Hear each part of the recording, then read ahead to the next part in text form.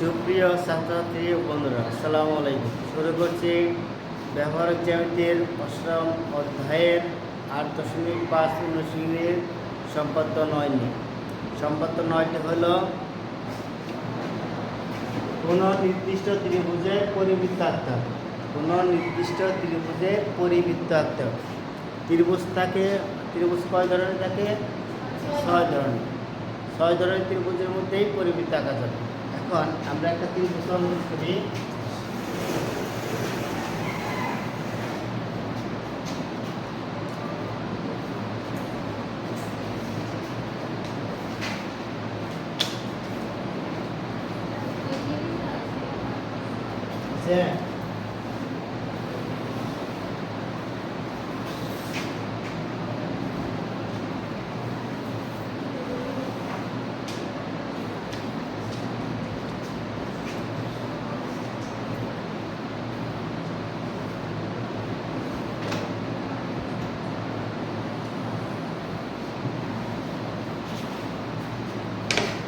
মনে করলাম A B C একটা নির্দিষ্ট ত্রিভুজ। এই ত্রিভুজের পরিবৃত্ত আঁকতে হবে।